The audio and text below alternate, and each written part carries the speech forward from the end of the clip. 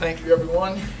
Before we get into our public hearings, we'll just remind everybody again of our mission and vision statement. Our vision is inspiring all learners to be engaged and successful. The mission is to provide an enriching environment to meet the needs of all learners. And our core values: respect, integrity, students first, and excellence. So as we go through our agenda tonight, as we always do, be mindful of where our focus needs to be. So we're going to start tonight with a public hearing on a proposed resolution. So our first public hearing tonight is for resolution for continued participation in the instructional support levy. So we do have that open here at 7:02 or so. Is there anybody that'd like to speak towards that? Anything else to say? Otherwise, hearing none, we'll close it. We'll call 7:03. It's been 30 seconds, but 7:03. We go into then the resolution to continue the participation in the instructional support. So just as it reads in number 2 under the public hearing is the resolution that we now need proposed, just as it reads, and then we'll go to a roll call and do that right now. So we need a motion and a second. And somebody needs to. Yep. Well, as you see it, number 2. Make the motion for the resolution to continue participation in the instructional support program. Thank you. Do we have a motion? Do we have a second? I'll second. All right, we have a motion and a second. We'll go to the roll call. Mary Beth? Bartelt? Yes. Davis? Yes. Limbaugh? Yes. Louwagie? Yes. Nugent? Yes. Owen?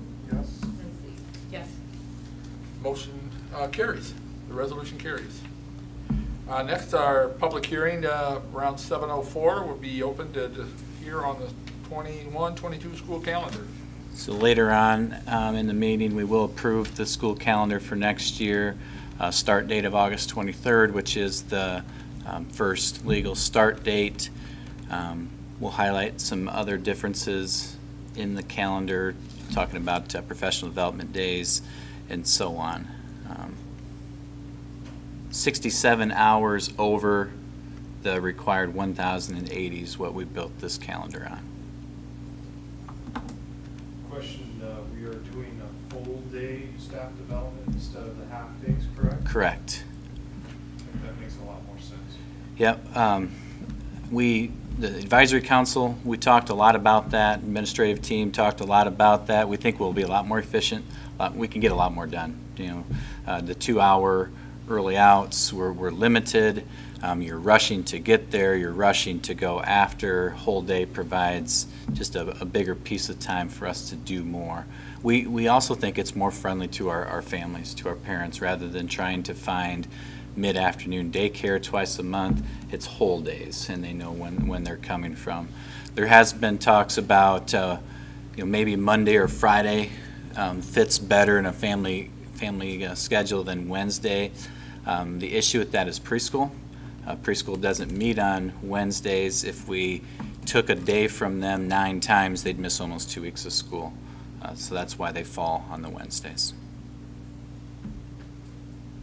In terms of the hours that you've built in, what'd you say, 67? 67 over the required 1,080. How does that compare to what we did this year? About exactly. Yep. Are extracurriculars still the same time, or do they ever do it during the day? They'll still be at the same time, because our coaches will be in professional development on those days. All good questions. Any other questions? So the hours for makeup, I'm looking on here to see if there's like snow makeup. There isn't, and we'll talk about that as we, the first 2 days of the teachers' conference aren't made up. So 67 hours would be almost 12 school days before our students would fall below the required. So really building the schedule like that, it would be a pretty severe winter before we would have to bring students back. There wouldn't be any makeup.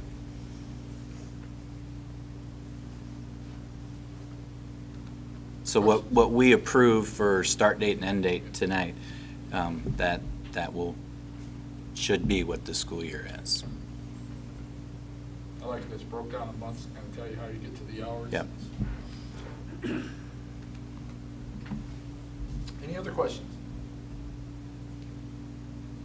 The first, second quarter ends, oh no, it still ends after winter break, doesn't it? It does, but we Oh. usually do the test before winter break, semester Is test. that, yeah, so second, end of the second quarter.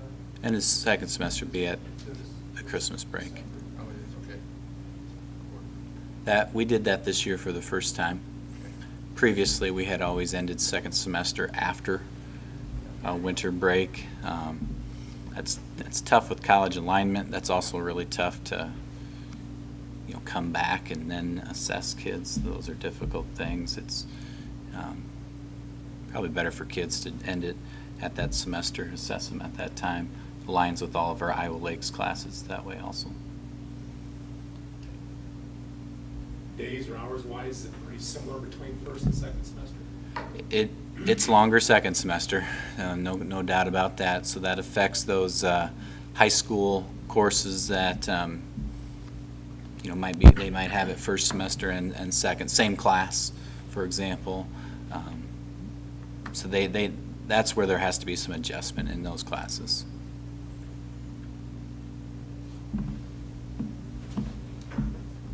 All right, any other questions? Hearing none, we'll close this part of the public hearing then, about 7:10. And we'll move into our agenda, Okay? or we'll talk more.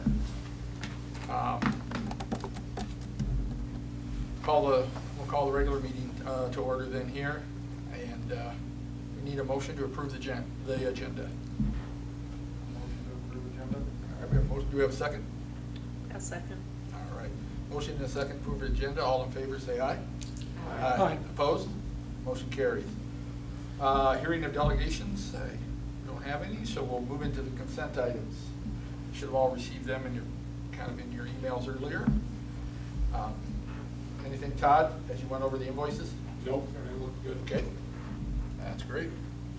That's what we hear most months, so we know they're in good shape. When I looked through, I'm just glad I'm not the one that has to organize all that.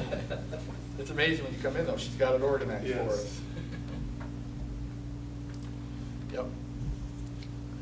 Any comments or questions on the consent items? Did we buy a new mower, or did they have a major repair? We- $7,600. Was that on our tractor? The big tractor, Yeah. which is like, just 10 over 5 years old. It's that constant backing up with the snow blower back and forth. Okay. That The happened. worst part of that was the labor. The labor was 3/4 of it, but the whole cab, everything had to be taken off, then split in half.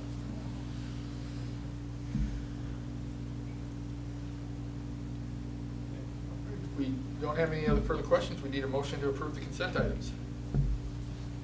Motion to approve the consent items. Okay, thank you, Tom. Do we have a second? I'll second. All right, thanks, Brent. We have a motion and a second. Any last or further comments? Hearing none, all in favor say aye. Aye. Opposed? Motion carries.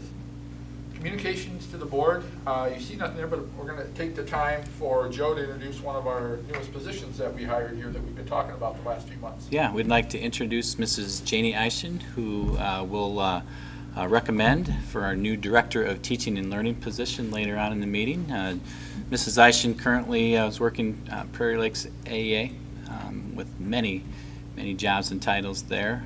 So we're really, really excited for Mrs. Eischen to be joining us. Any comments? You're welcome. Otherwise, welcome to Algona. Thank you, just excited to get started, so. Well. I've said for a long time that Algona, the size of this district, needs a position like this, so. I'm glad that it happened and just honored that I was selected, so. thank Very you. good. Well, thank you very much, and thank you for being here tonight. Hope you do as good a job in this position as you do keeping score in baseball. No problem. Wow. Challenge accepted. And you'll be just fine, so. All At right. baseball game, she's like meticulous. Perfect. Correcting the umpires, so. Politely. All right, well, thank you again. We'll move into the superintendent's report. I'm going to review part of the process building the certified budget. Now, we will go more into this next month when you approve the certified budget for fiscal year '22. But we want to kind of give you a little bit of what goes into it, kind of where we're at. So if you have questions between now and April, we can answer those. If the tax rate is where we have it isn't where we're comfortable as a group, you can let us know so we can make all those adjustments and all those changes prior to the April meeting. But the first thing when we look at our budget, the variables that affect that, and it really starts with this first one on here is enrollment. This is a budget that's per pupil driven, and we are minus 13 this year, and you guys have known that since October. Luckily, with the state supplemental aid increase, we still have new money. We didn't go on a budget guarantee, but that we have less new money than we would if we were stable or if we were growing. So that's the first factor.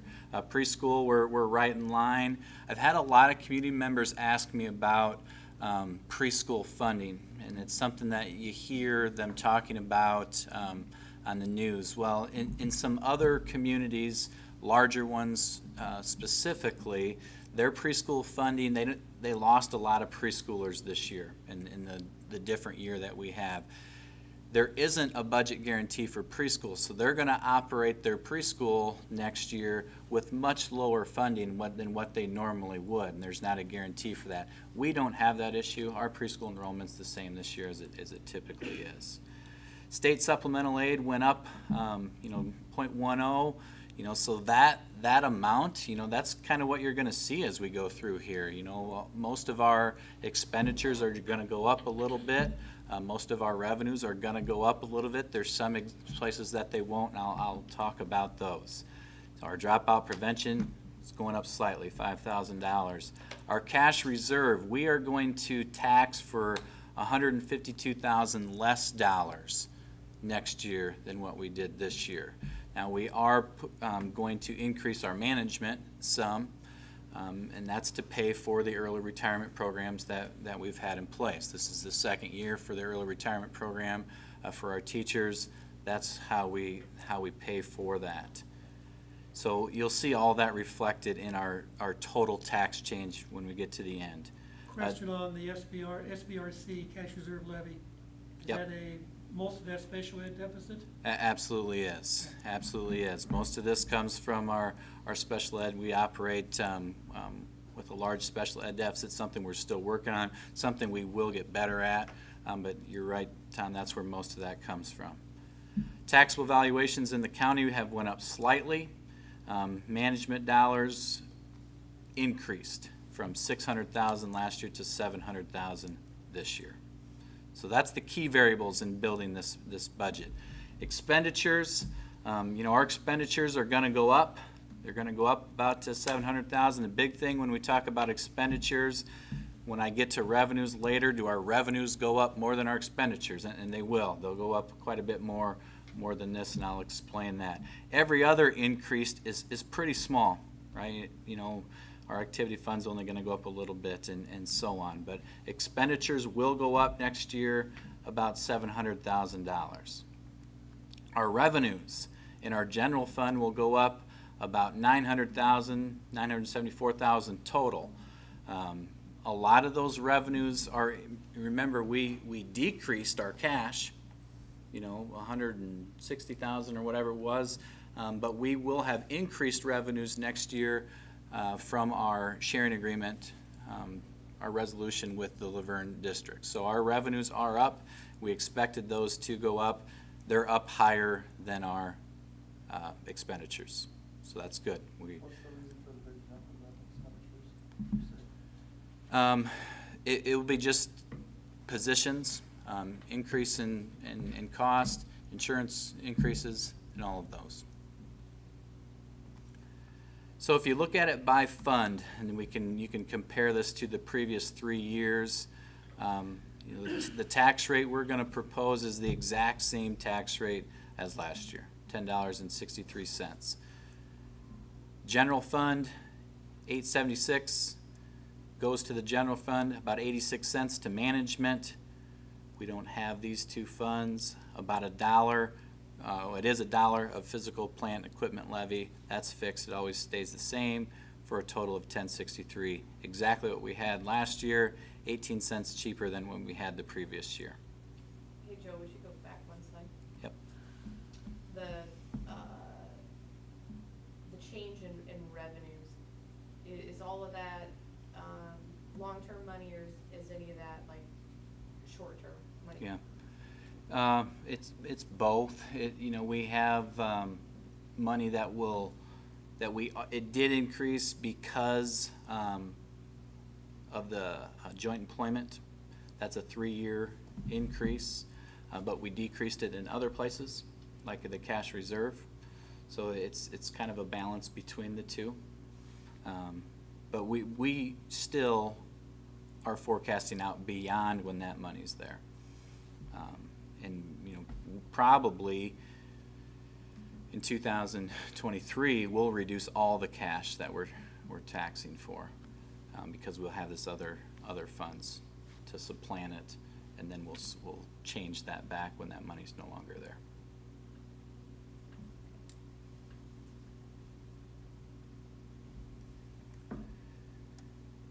This is the big one, where our tax rate is, where those dollars actually go to. The uniform levy, every district has a uniform levy that's $5.40 per thousand. In our district, that generates over $4 million. Okay, we're a very property-rich district with high evaluations, so we generate a lot from those dollars. If you go on through here, cash reserve, $722,000. That's down $152,000 from the year before. We've talked about that.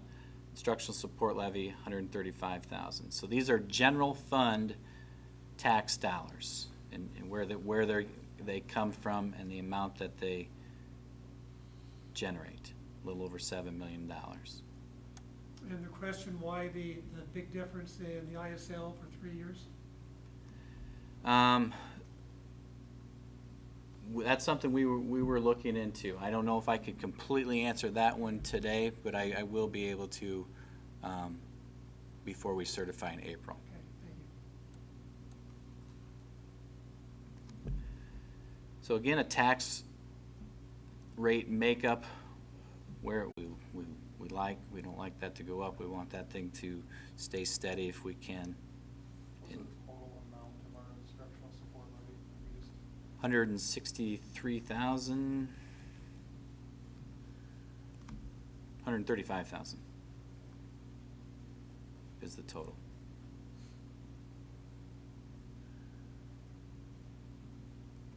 And that's additional funding. General funding. On top of the whatever we get per student, 70. Correct. Yeah, and part of that also in instructional support levy you get from property taxes and income tax. It's a blend, which all the other levies are not blends, they're straight property taxes.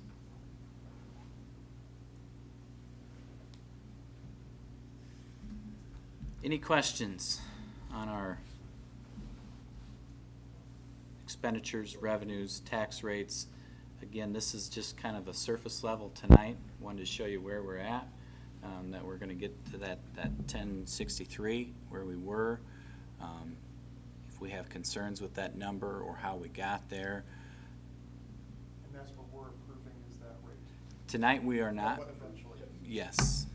What you would be approving the tax rate next in April. We have to we have to certify our budget prior to April 15th. So if we can only, you can only tax so much, right? Because you only get so much per student. Yeah. And we can only, so what, I understand the instructional support levy makes up a portion of that because it's, we can tax, 10%, up to 10% of our budget or something like that for Yeah. which that's a fraction of what we could be Yeah. taxing. Right. And then the management is just that's a number that we just get to We, early retirements and manage our Yeah. our finances. so if you think about our tax rate of $10.63 here, and this is what makes it up, which of these, what do we have control over? We don't have any control over this number. We don't have any control over this number. We could not, pass the instructional support levy, Or it could be a lot more. or it could be more. We do have control over management. This is a fixed rate. This is a fixed rate. So there's two pieces here that we have the ability to change. And instructional support is more general fund money. It's entirely general fund. But it's the combination of income surtax and property tax. Right.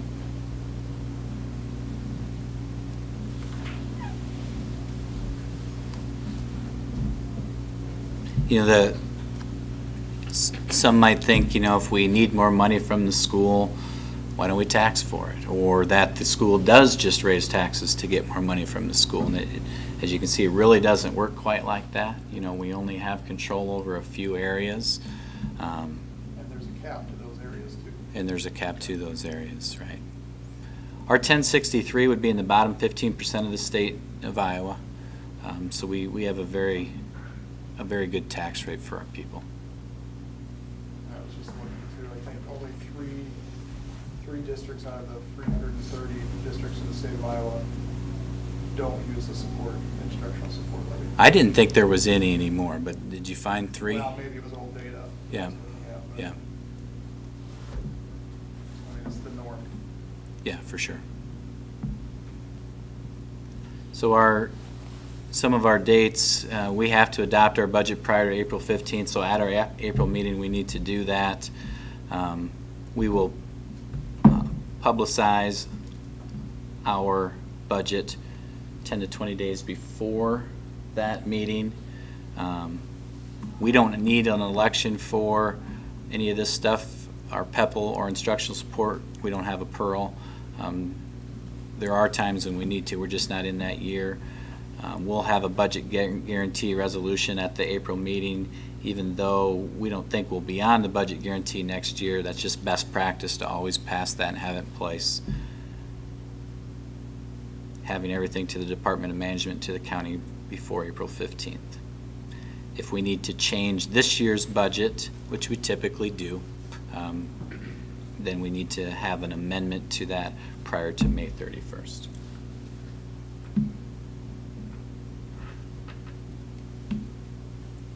Any further questions? All right. Joe, is there anything else? No, that's All right. it. We'll move on then to the administrative report. Mr. Roder's here tonight to give us an update on in the middle school. I'm going to present out some data, but also take that data into an intervention plan that we implemented this year. And Joe, if you want to go to the next slide. We started this discussion on this intervention plan last December. We started looking at some of our trend line data. And you'll see there grades 4, 5, 6, 7, and 8, and 11th grade. The trend line is the red line, and our students, as they go through the school, they're going down in the growth area. We started looking at that ISAP. Now that's 1 year. Obviously, we didn't take it last year.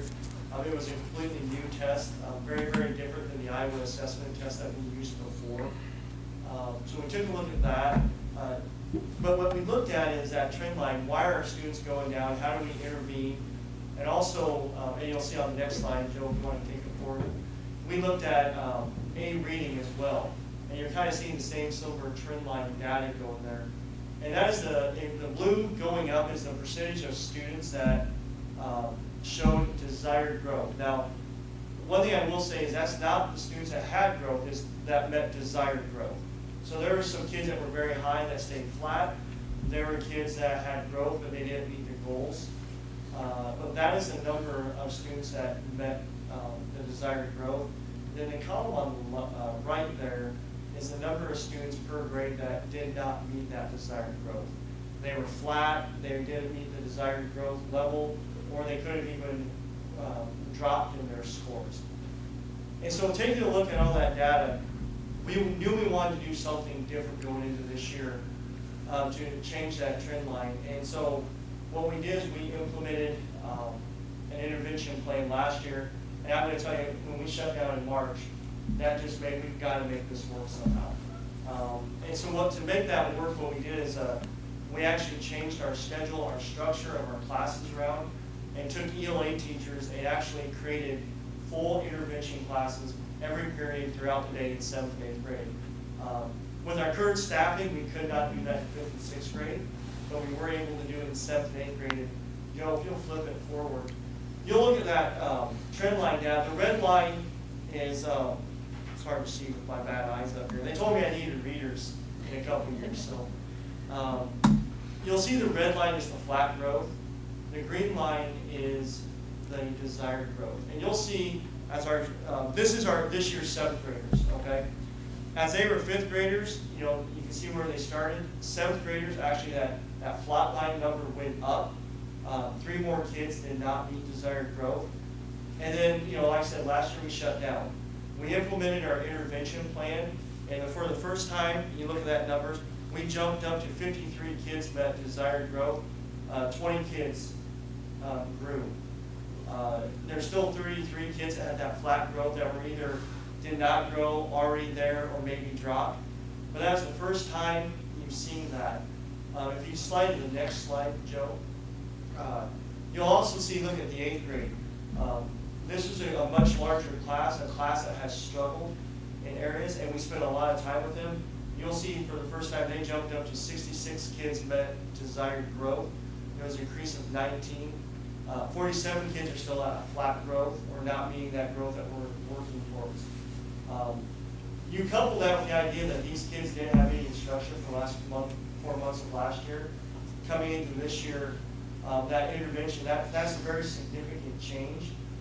The other thing that is important to notice, in grade 7 and 8 especially, but in 6th grade as well, the reading instruction changes. We spend less time teaching the kids the skills of reading and more about what they're reading. Well, reading really measures some of those skills of reading. That's not part of our curriculum as you go up to state standards. And so these intervention classes are focused solely on the skills. And that's what the kids are lagging in, that's what they need. So we're trying to address those skills. And hopefully we'll see this in our Iowa assessment data coming up. Our students will start to perform better because they'll be able to read more fluently, comprehend better, decipher what they're reading, and be able to create answers and things like that. So those are some pretty significant numbers. We were very, very excited to see that. Going into it, we did not project to see great results this year, just knowing where our kids left off and losing that, and then coming into a whole new structure, a whole new system. And then throughout the year, we've had a number of absences and whatnot. But it's been very, very successful. We're going to roll into it next year. With our schedule next year, we aren't able to do what we're doing this year, but we are working to implement it 5-8 next year. So if you want to flip to the next slide, Joe. Go ahead and go to the next one. This is some of the things we did to make it happen. Like I said, December we started looking at it. I actually said March 13th when we shut down, it only intensified the need to do this. So what we did is we created ELA 2 classes. Those classes are intervention classes. We accomplished that by taking away ELA time from what we had is a block ELA. We pulled down the block time and then assigned teachers to teach intervention classes as well. And we did that through some schedule changes. The biggest difference is every kid that goes into an ELA 2 class is there because of an identified reason, and they're taught to that reason. So if they have 3 or 4 lagging skills, they're identified, they're tested, they're monitored on it, and they're taught those lagging skills. We kept our intervention classes. The smallest one is 5 students. The biggest one is 14. We kept them attention because if you have 14 kids with 14 different needs, it's very, very hard to teach them all. These are very intensive classes. Go ahead. The students that are meeting their growth, do they have an ELA 2 class? No, they did not. They stayed in their regular ELA class, and then they took electives during this time. So what we focused on is, like I said, we used A reading, FAST. We also used STAR reading for diagnostic information and help pinpoint what their needs were. And then also we looked at the 2019 testing. And again, the key was, what did the kid need? So we intervened there. Students, when they went in, a lot of times in intervention classes, we had tried some things, but kids were only moved out when they not only met the goal, but then showed the ability to maintain that. So it wasn't a fact you can test one time and get out. You had to show that ability to know the skill and concept and repeatedly show that on a test, and then we would move you out. And then those kids were allowed to take electives that they wanted and things like that. What we're finding right now, when we first did it, kids were resistant. Even some teachers were resistant a little bit. It was new, it was a change. What we're finding right now are kids are actually coming to us and asking, can I be in that class? Just a couple weeks ago, we put a kid in, he had a study hall, he knew he was struggling, he asked to go into that class. So it's going well. The classes aren't mixed. The classes are not 7th grade or 8th grade. It's 7th and 8th grade because, again, it's not built on grade level. It's built around the need of the student. So the teachers instructing 8th graders have the same need as 7th graders and vice versa. So we're focused on the need, again, not just the grade level of the student. But again, I think the key also that's making it work is kids don't just move in and out after basic a test or two.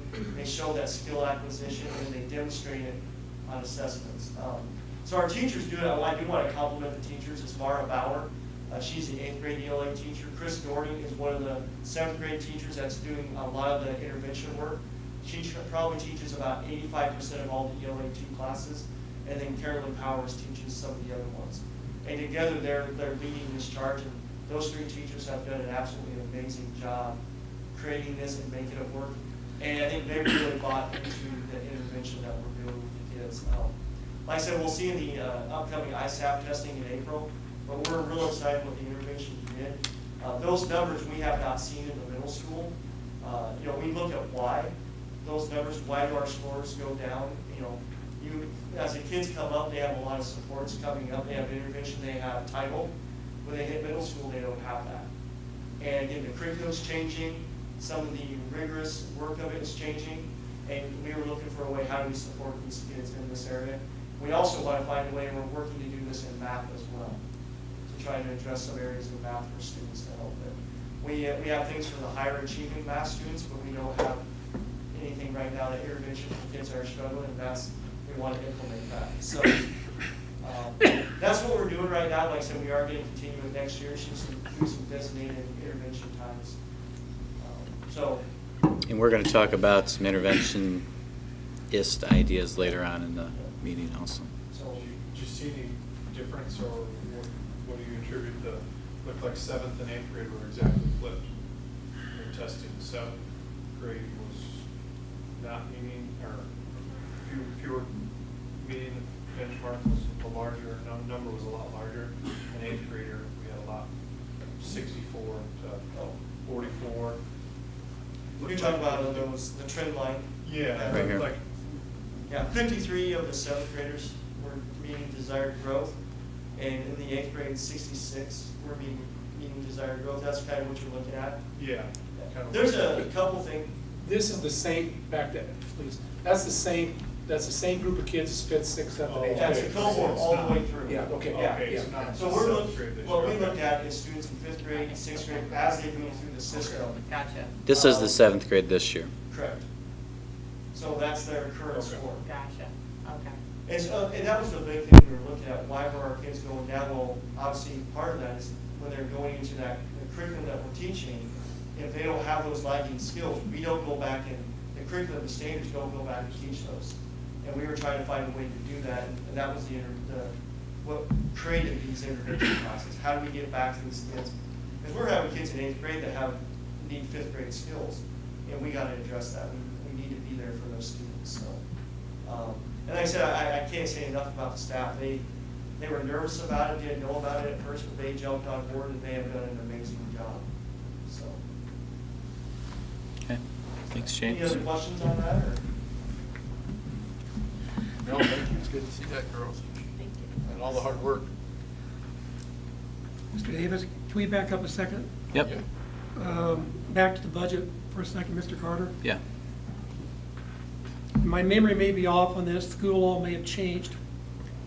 For some reason, it sticks in my mind that at this meeting, that we had to approve, not the budget, but approve that the budget has been presented, temporary budget presented, and set the hearing date for April, whatever that date is, and published on X number date in the paper. Now, if the law changed from those dates, that's fine, but that's my memory from it. So tonight, there's a motion, and I don't have the wording, but there's a motion to approve the budget, set the hearing date for April, whatever that date is, in April, and approve publication in the blank edition of the Algona newspaper. That's all in a motion. Otherwise, we've got to come back later on and do it again Yeah. before the April meeting. I thought that, because I remember last year, we had to have a special little meeting to Yeah. set the hearing, Yeah. do that, 'cause that was, Yeah.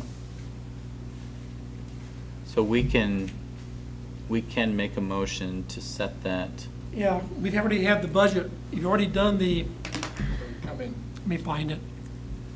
We've already done the, why is that on there?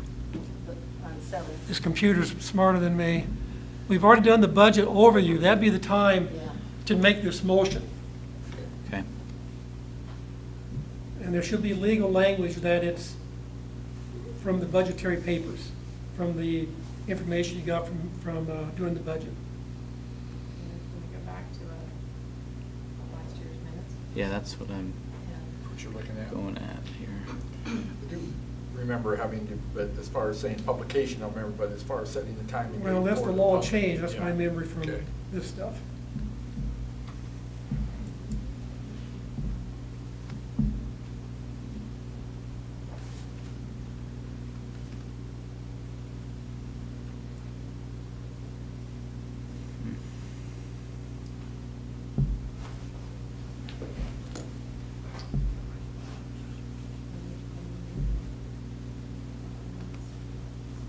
We have special session. I might have given you that motion a couple weeks ago or last month. There it is, the end. At the end, my stuff? No. No. So Joe, I found it. Did you? Which, It's at the, I think the 3/13 special session that we held last year. What's the website? Yeah. Look back at the minutes there. Yeah.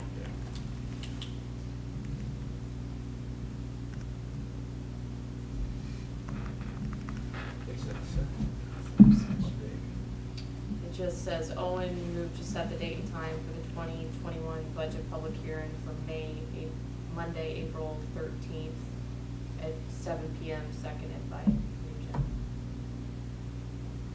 It didn't Yeah. say anything about a I think that's all we publication. have to have. Our meeting would That's be probably all I April have to 12th. have. I just don't have to publish it at 10 to 20 day, Right. the paper thing. Okay. Yeah, our meeting would be April 12th. April 4th. Oh, No, no. 12th. 12th. Yes, you're Next right. year, April Yeah, April 12th, yeah. sorry. No, I'm just, that's what the So meeting we date can would just be in make a April. motion Well, let's let him if we have to. do bring it that. up and we'll make the motion. Do we need to amend the agenda? But I'm just wondering, can Yeah, this is it right here. we, second thing, yeah, We need to make a motion to set the date and time for the public hearing. budget public hearing for Monday, April 12th. I'll make the motion to set the date and time of the 2021, 2022 budget public hearing for Monday, April 12th. 12, 2021 at 7 o'clock PM. Yep. I'll second that. Thank you, Tom. Okay, we do have a motion and a second for that. Further discussion, are we okay agenda-wise? Just not having it in there, we should be still, something we discussed at least. It'll be in our minutes at least, so. All right, that just, okay, all in favor then, say aye. Aye. Opposed? Motion carries for Monday the 12th at 7 o'clock. April 12th. All right, thank you. Better do it now than come back on a Yep. special morning. Thank you, Tom. Yep. All right, new business. As you know, we started with one of the public hearings was on the school calendar, and at this point, it's the time we look to approve the school calendar. Yep. The process that goes into this, I work with the Superintendent's Advisory Council. Administratively, we look and develop this calendar through the year. It does have the start date of the first legal date, which is August 23rd, and concludes on May 24th. And really, that's what you were approving tonight, is start date, end date. In that calendar, there's 67 extra hours built in. We mentioned there are not any 2-hour early outs for professional development. We instead went to whole day professional development once per month, and we think we'll be more efficient and more effective with those whole days. Other than that, the calendar is very, very similar to this year, where breaks lie, end date, start date, and so on. So just one, I mean, this, on your little table with quarter one, quarter two, it says quarter one ends October 0. Okay. So just, Yep. I just Yep. help me catch that. Yep. Thank you. I think it's the 20th is what it should be. Yeah, end of quarter one is October 20th. All right, any questions? Hearing none, need a motion then to approve the 21-22 school calendar. So moved. Thank you. We have a second? I'll second. Motion and a second. Thank you. Todd? All right, all in favor, say aye. Aye. Opposed? Motion carries. So will this go out right away to parents so they know what about the whole Wednesday thing? Yeah, we'll Start planning. we'll send it out and get it posted on our website. We've had a couple staff development this year where it's been a whole day, correct? Yeah, we usually have one in January, always, that's a whole day. We had one in February also this year. Yeah, so we do have those spread out. We didn't have to make probably as many changes as you thought when we did this, because we did have some of those whole days and we kept them. We just got rid of the 2-hour early outs and replaced I them. like what you've done, and, you know, getting the input from the staff too. I think that's been and that started with Tom Williams, I think, had the Yeah. superintendent Yeah. advisory Yeah.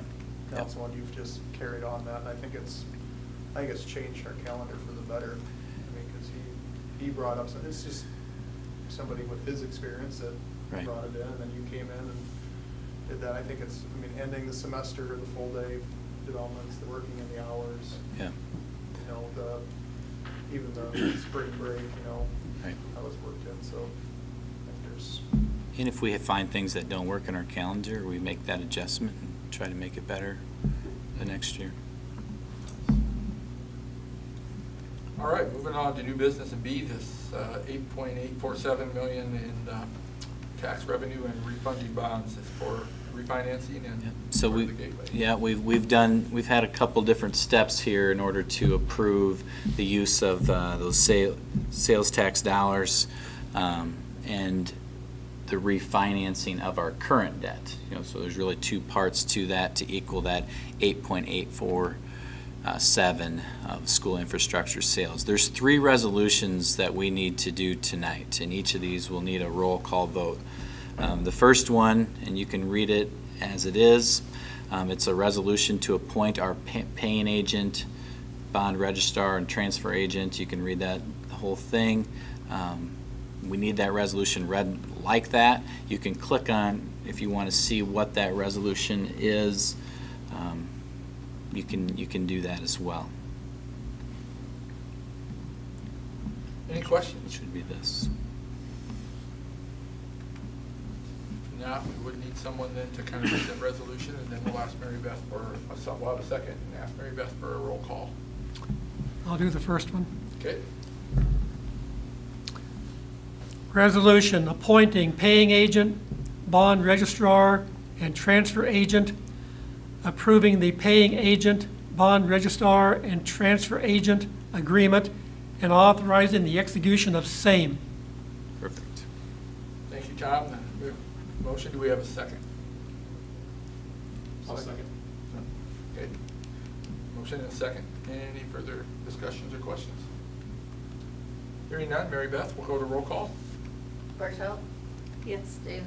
Yes. Limbaugh? Yes. Louwagie? Yes. Nugent? Yes. Owen? Yes. Densey? Yes.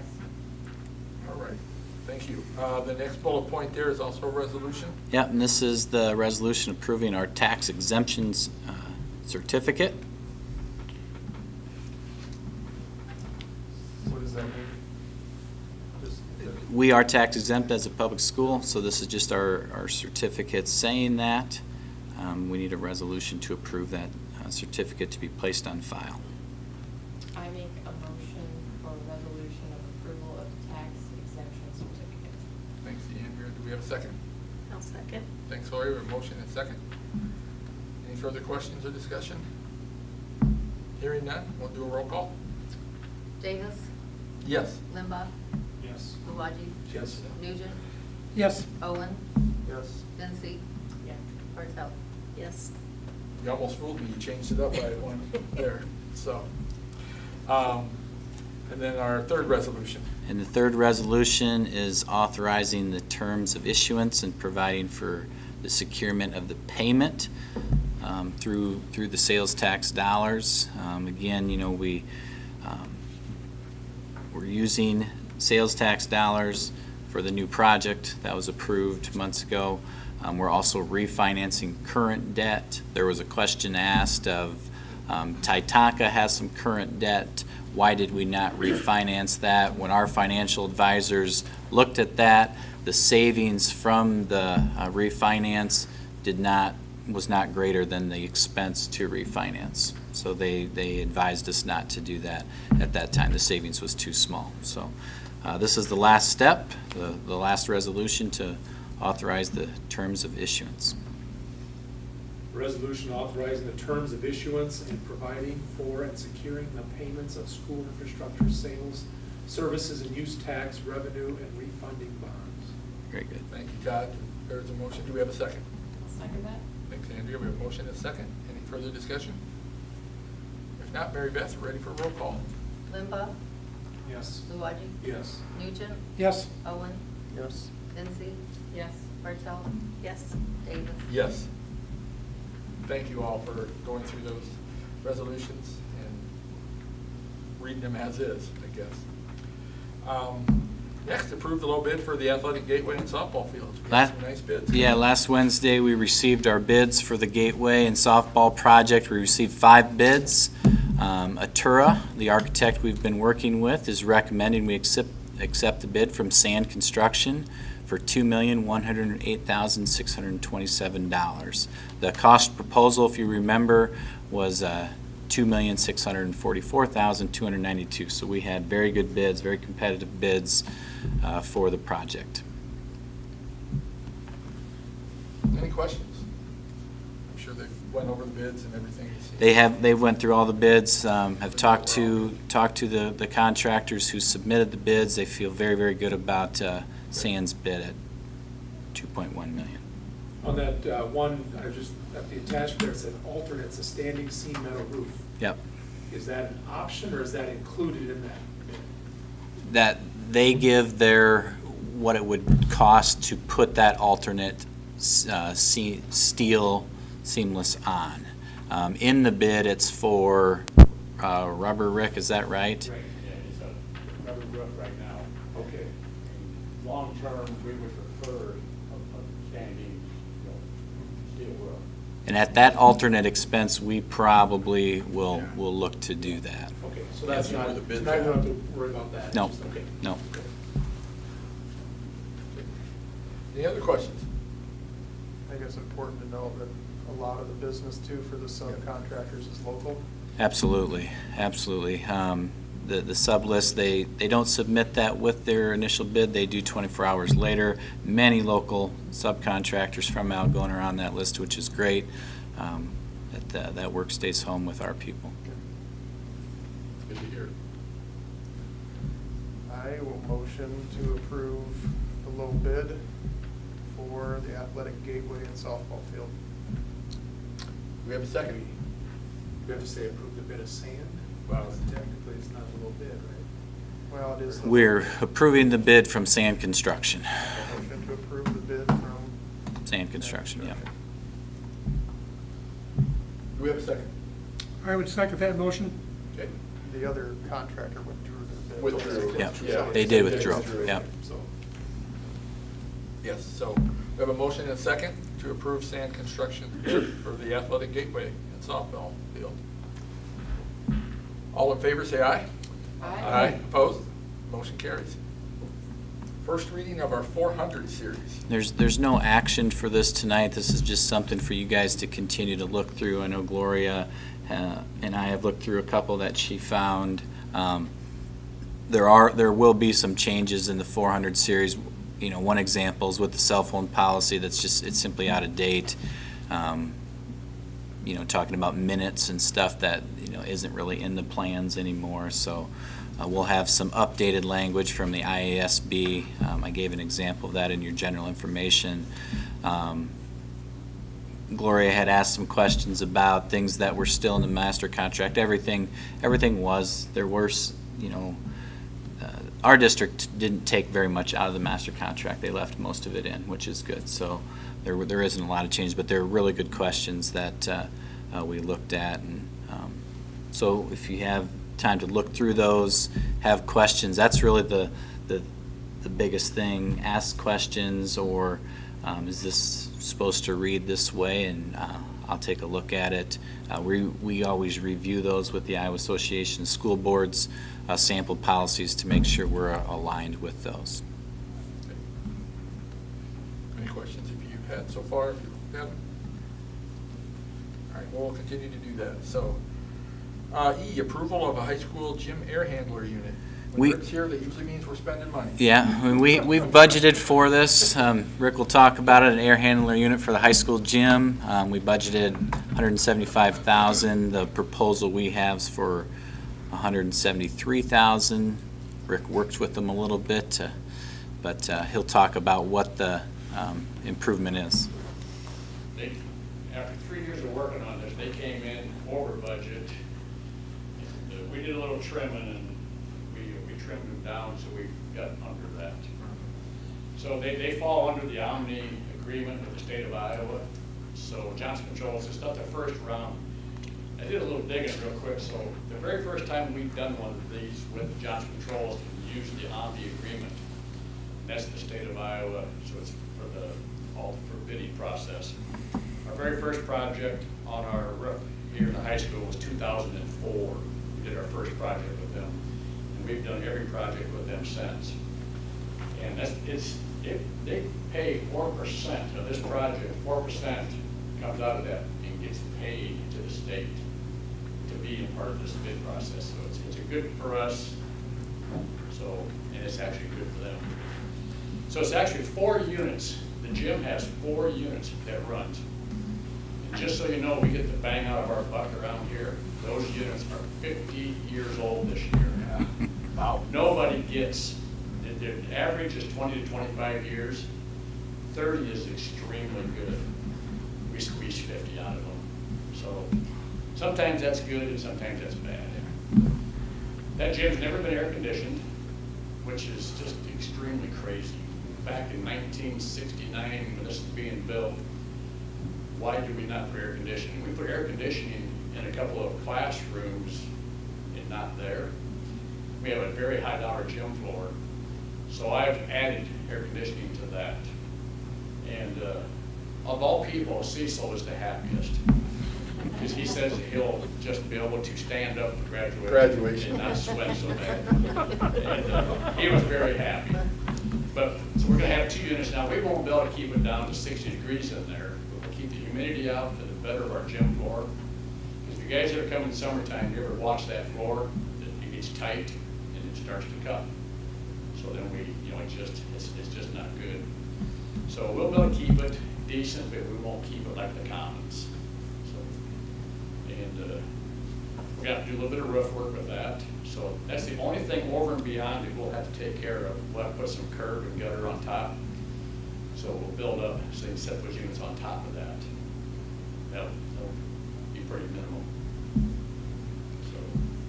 So So Rick, I'm curious, so this obviously has been in the works, right? It's Yeah, not we- new that these are 50 years old, but. Yes. So with this, and they talked about increased ventilation, right, with the whole Right. pandemic and that type of thing.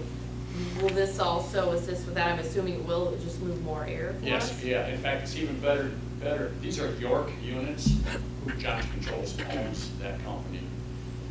So they're all driven with a computer system, so we can open up the dampers to tell them we want more outside air, which right now, this entire building, high school, middle school, PAC, we're bringing in, since COVID started, Joe and I had talked, we started decreasing 10% more air coming in.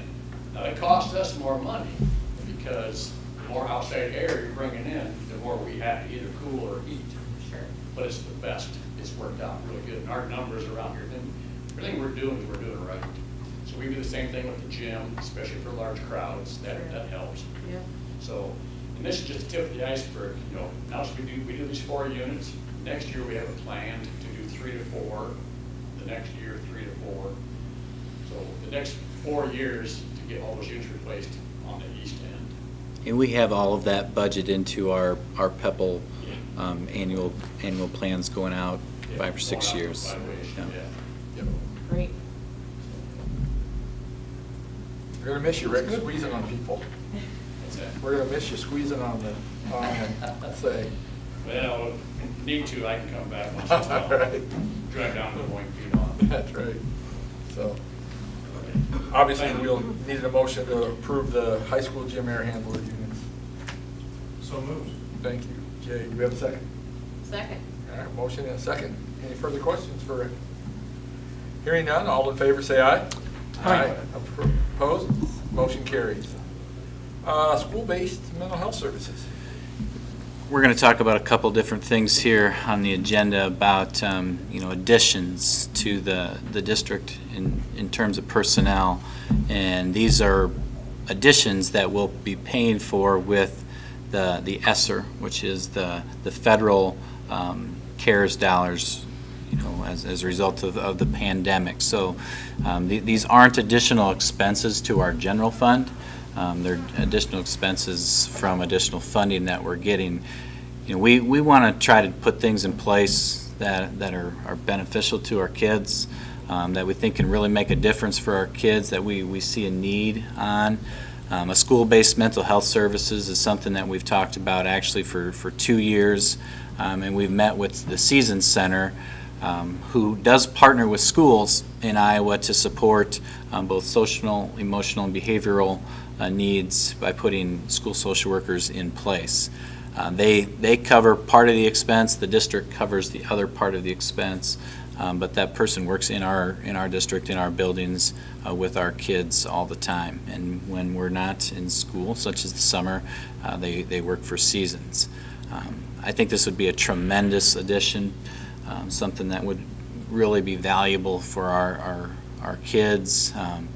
If you went throughout our district and talked to teachers in all 5 buildings, mental health services would be in their top couple needs that they would identify. So I think this is a start of meeting that need and putting this in place for our kids. So it's employing one. One person, One yeah, person. one person. And they'll be here full-time throughout all the buildings? Yes, yes. Our expense, our part of the cost is $45,000 a year. And no cost to the students or families? Correct, correct. Any further questions? I know this is just a start. I think that's just one area that Exciting. we could probably have more than one, but one's a start. So, if I'm hearing none, we need a motion to approve the school-based mental health services with Seasons. So moved. Okay, thanks, Andrew. We have a motion. Do we have a second? Second the motion. Okay, and now we have motion second. Do we have any further discussion or questions? All right, all in favor then say aye. Aye. Opposed? All right. And I know, Joe, this is the next one we were kind of talking about with others. Yeah, and Mr. Odert actually talked a lot about it. They put some intervention models in place in the middle school. We would like to put some interventionist in place throughout our elementaries and middle school. 3.5 positions would cover all 3 elementaries and in our middle school as well. Again, we receive a little over $600,000 in the ESSER II funds. We're probably going to see that times 2 with the new federal package. But we want to put something in place that's impactful for our kids. We want to put something in place to help students who are still developing skills, specifically in reading and math. And we really think putting an interventionist in place and being systematic, so when we have a child who's not reaching expected growth, we're able to identify their need, work with them specifically on that need with research-based interventions to help them gain those skills. It seems like a simple process, but you need labor to do it. You need to create those ELA 2 classes like they did in the middle school to do it. So we need to put a system in place to do that. We would hire these interventionists up front. This is a 2-year position. These are 2-year positions that we hope we can really springboard and gain those skills that could be lacking with students. But we hope the structure then continues. And Mrs. Eishen's a big part of that structure and keeping that in place. But this will get it started and put those interventions in place for kids now. What type of staff or what kind of personnel can you hire for 2 years? Oh, we think there's probably a couple, young teachers where we train them into the interventions that we want to put in place. Someone who may just be interested in that type of work. But we think there'll be people out there who will want these jobs. Is there a way to look in the future of keeping 1 or 2 or 3 all on board if it works well? I'd say there's ways to look. Right now, I would tell you it's not sustainable. These are 2-year positions.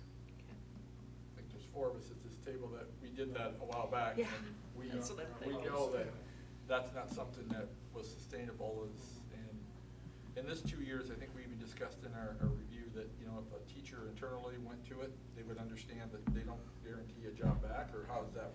Yeah, if we had a staff member who taught a certain grade and they were interested in an interventionist position, we would certainly consider them for that.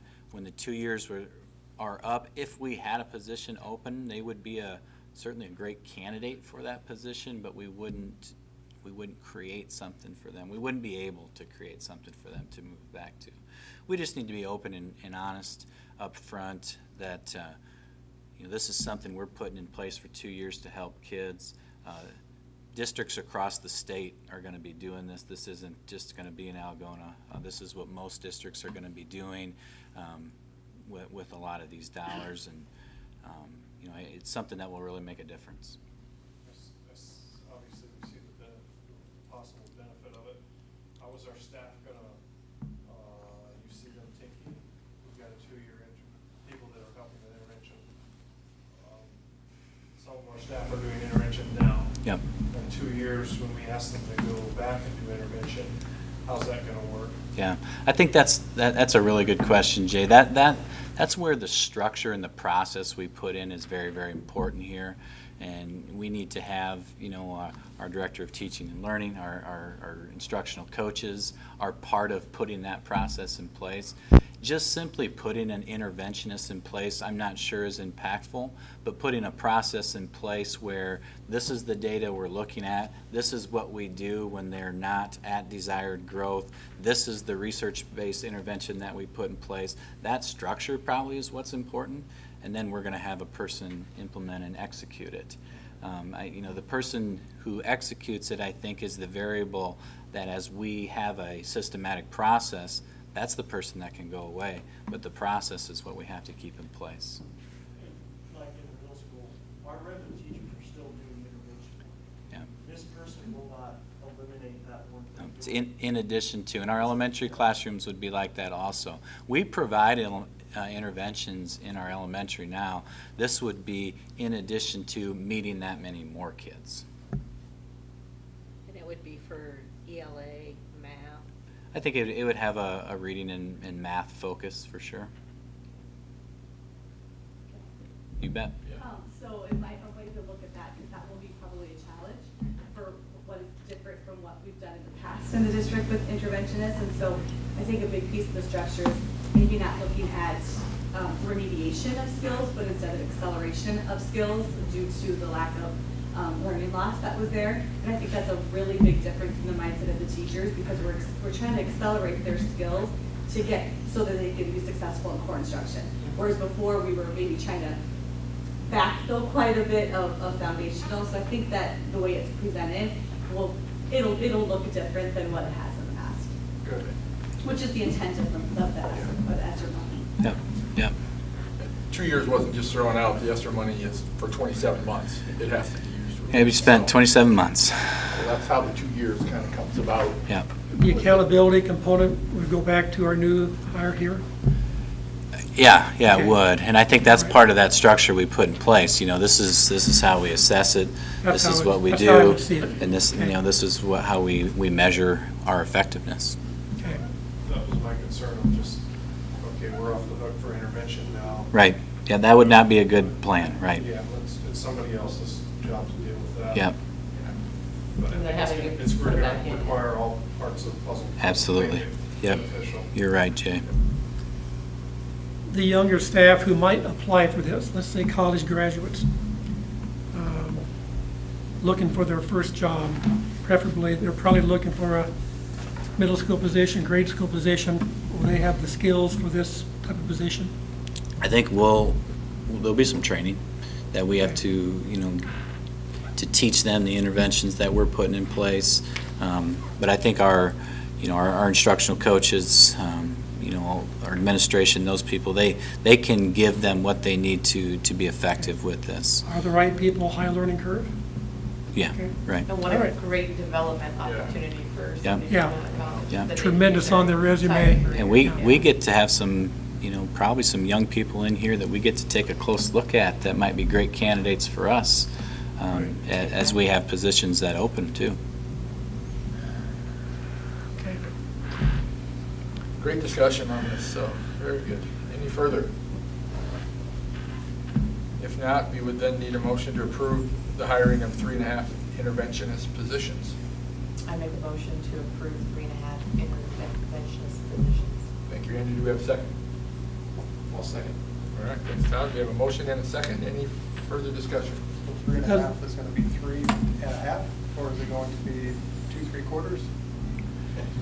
I would imagine it'll be 3 full people, and then, you know, we got some different ways of possibly that half will get structured.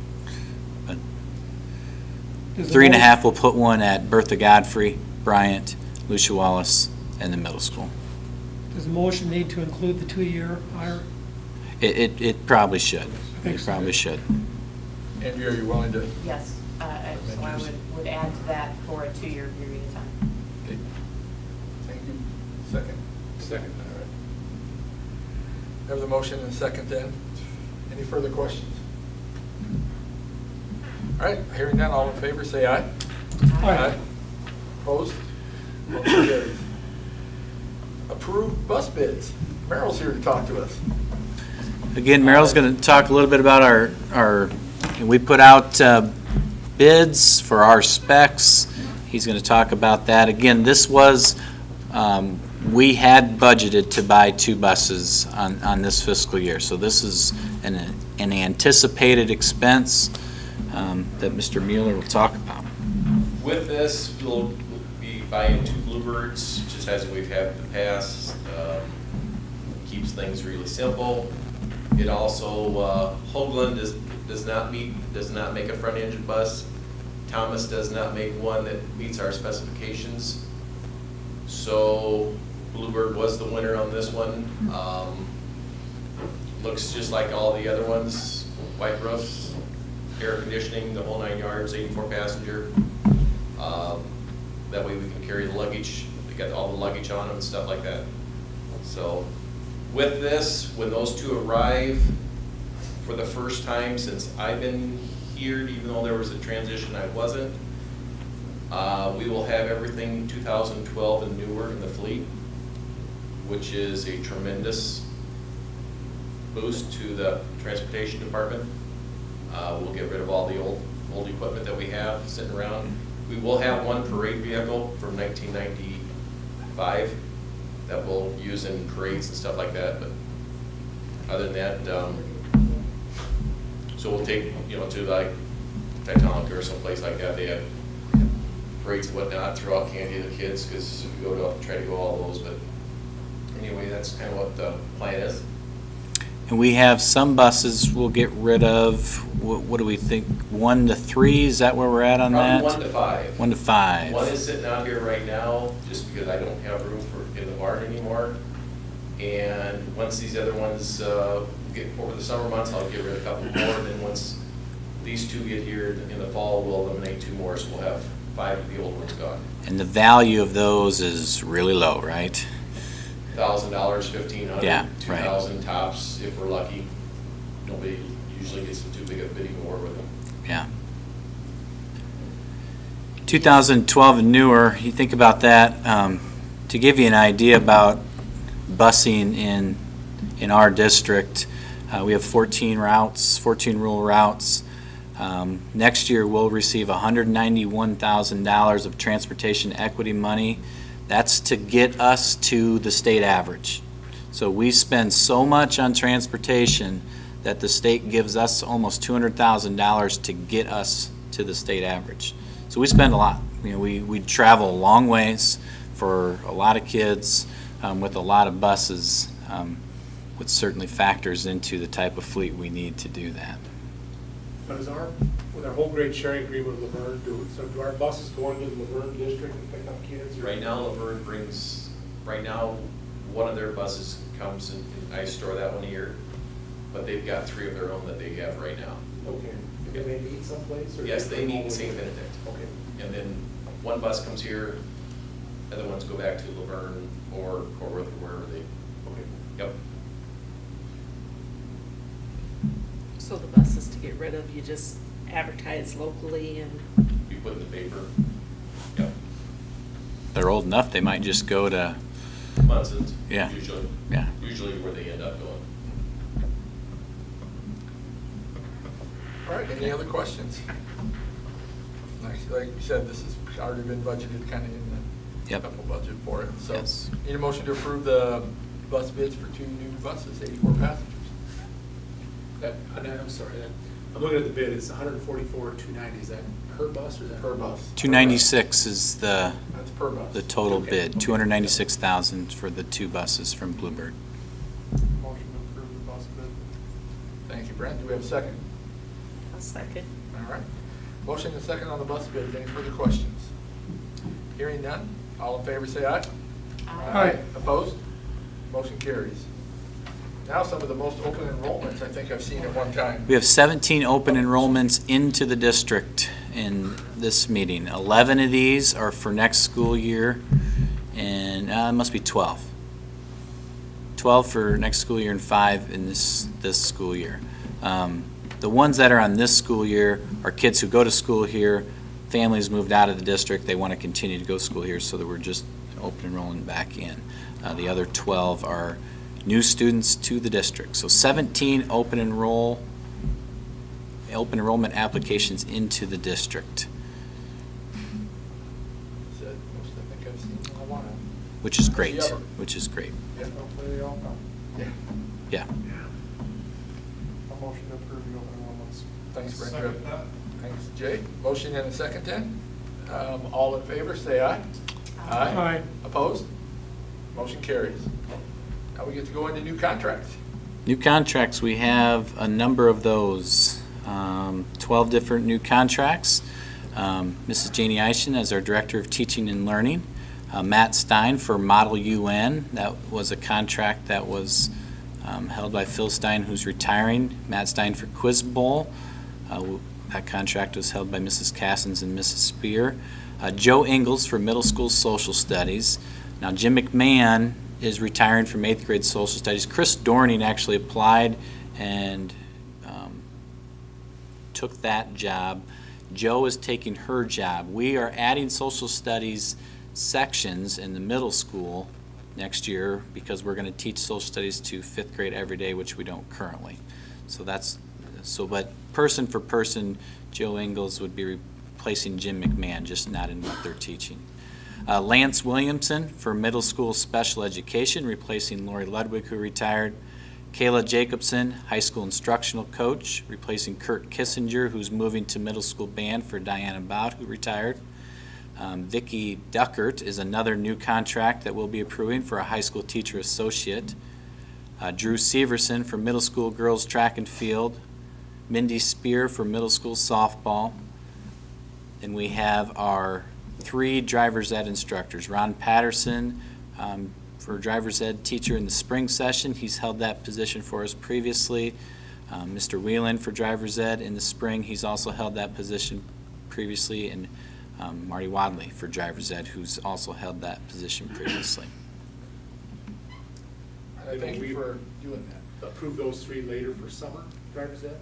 Correct. Is that right, Mary Beth? Okay. Yep. All right. Okay, do we have a motion for the new contracts? I make a motion to approve the new contracts. Thank you. Maria, do you have a second? I'll second. Thanks, Gloria. We have a motion and a second. Any questions? All in favor, say aye. Aye. Opposed?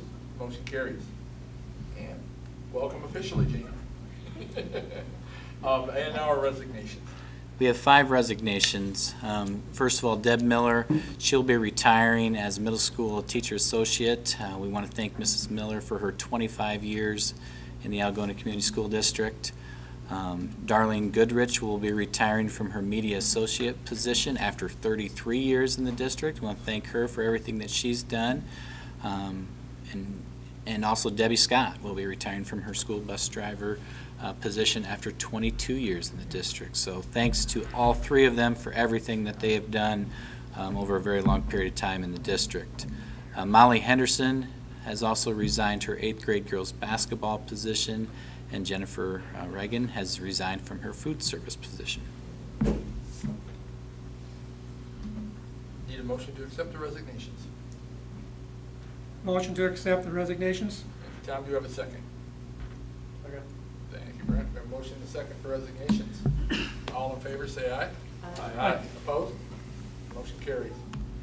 Joe, I have one question. Do we have any plans to loosen any mitigation strategies? Yeah. Administratively, we talked about that last week.